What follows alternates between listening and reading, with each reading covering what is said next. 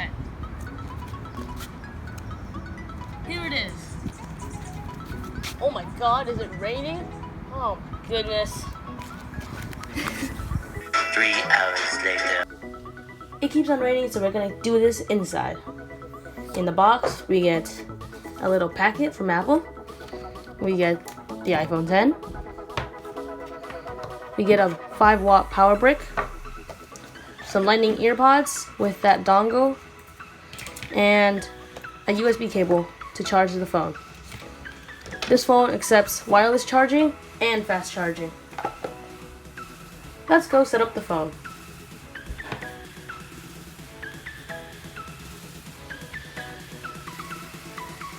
And yeah, I'll set it up once it boots up.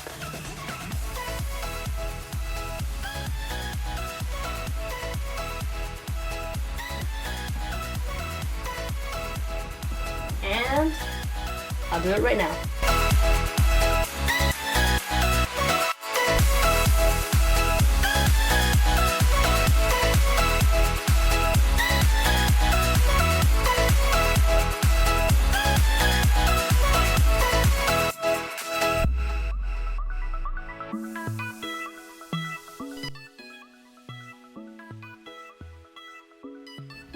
So I finished setting up the phone, and now I'm going to enable Face ID. But first, I want to do this.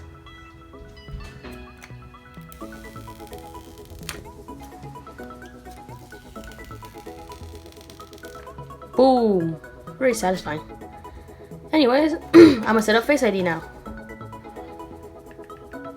Alright, so here we jump into Face ID and passcode. Now, let's set up Face ID. So this is how it works. First, position your face in the camera frame. Then move your head in a circle to show all angles of your face. Let's see if I can move the tripod a bit. So, like this. Okay, so it's positioned. Now I have to move my head. Oh, I forgot a spot. This is very hard. Come on. Oh, okay. Come on, what do you mean?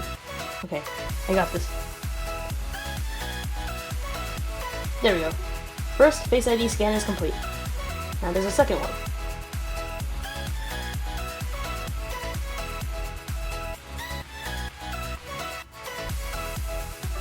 Second Face ID is complete, and now it's set up.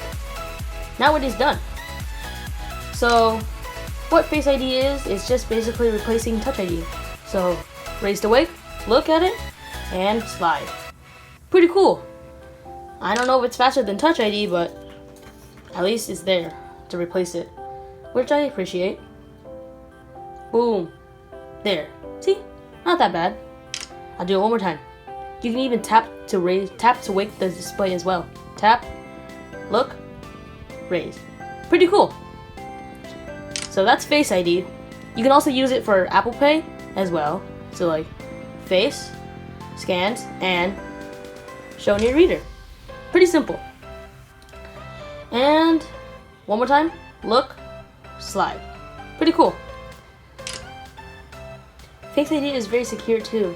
You have to pay attention to the camera and the phone in order for it to unlock. For example, you can see me right here, and it's not unlocking. You have to open your eyes too. If I close my eyes, this is what's gonna happen. It's not gonna let me. And yeah, so you have to pay attention to it like this. Slide up. That's it. Face ID, pretty secure. Face ID is very smart too. It knows not to give information about the notification unless you have identified it with your face. For example, I have a notification from Snapchat. It just says notification until I unlock it. Then it says it's from my friend, Brian. Yeah. See, that's pretty smart. Face ID.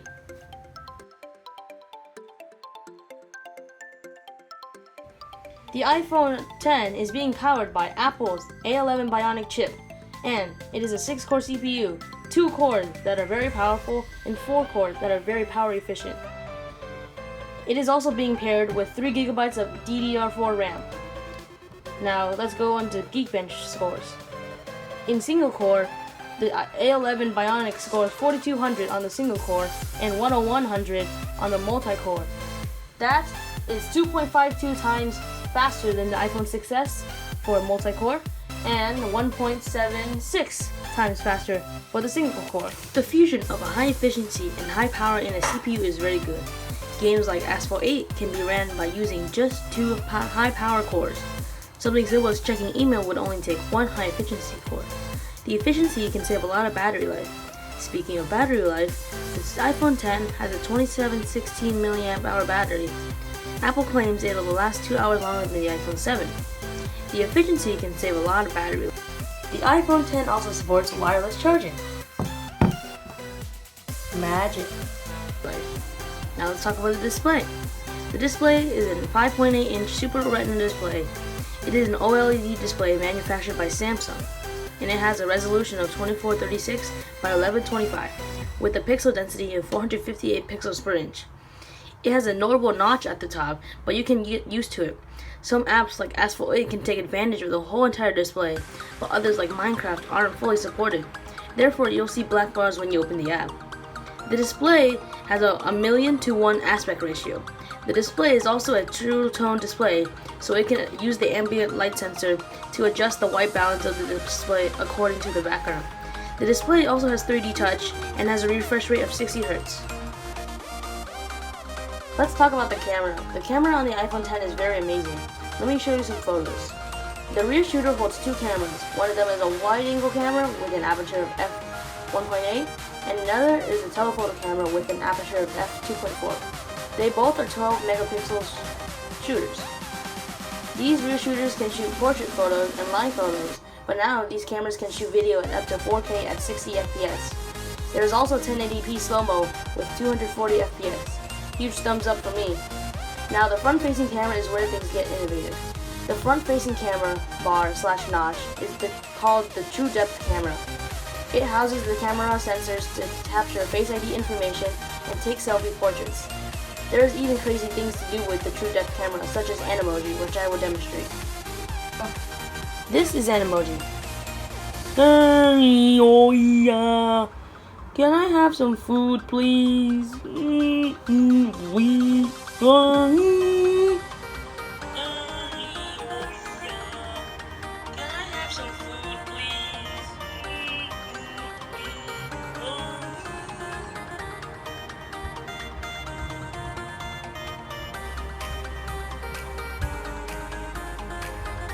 You can also do it with many characters too, like the poop emoji.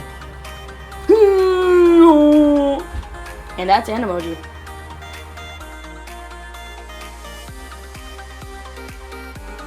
Since there is no more home button, you're gonna need to know these gestures to access your controls. First off is exiting an app.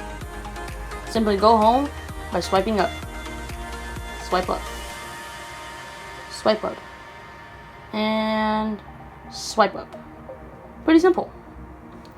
Next up is how do you get to Control Center. You swipe down from the right notch. There you go.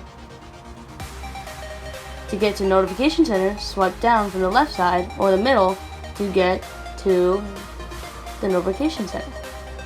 There you go.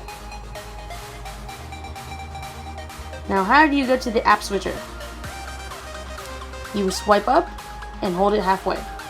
There you'll see all your cards. You can't swipe up from them anymore. So bring back the App Switcher and hold on a page. Now you can delete the pages. There's more ways to navigate between apps as well. For example, if I want to switch to Safari from settings, I can just swipe to the right or swipe to the left side, and then same thing. There we go. Pretty simple. And go home like that. Those are the basic functions. Oh, I almost forgot. How do you take a screenshot? Simply press the side button and the volume up key. There you go. Now, how do you power off the device or enable SOS? Press the side button and the volume down key and hold it. There you go. And from here, those are the basic functions. Oh, I keep forgetting about wiggle mode. Wiggle mode is where you can edit icons on a page. So first, enable wiggle mode by holding on an app. It makes the apps wiggle and you can move it. Like that. When you're done, there's two ways to exit. Press the done or swipe up. Once again, hold on an app.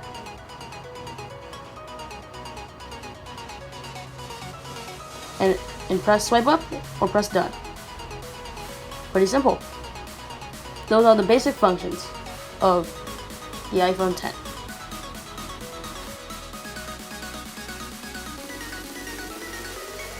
In conclusion, should you buy the iPhone X? Well, that varies for different people. People who have like iPhone 6. iPhone 6 on iOS 11 is very cancerous. I suggest upgrading to the iPhone 8. If you want to spend more money, go ahead and spend on the iPhone X. The iPhone X has a lot of features such as Face ID and better cameras for the enthusiasts who love taking photos, and people who really want the Animoji. I mean, it's kind of silly, but it's pretty silly. It's just like a $1,000 emoji machine, and this phone does not come cheap. It starts at $999. It's pretty expensive if you ask me. I don't think anybody would spend $1,000 on a phone that has no headphone jack or a home button. The home button, I don't think they should have removed it. It's still on its early stages. And Face ID, I mean, there are some cases where twins have been able to break into other people's devices, and that's kind of strange. So, unless you want to consider spending $1,000 on a phone that has pretty good cameras, some cool technology, and I don't know, what would you say, emojis or animojis, go ahead, spend $1,000, but it does not come cheap. Be aware. My final decision is that this phone is great, but it's not worth its price tag. Thank you all for watching. Stay tuned for the next upcoming videos. Peace.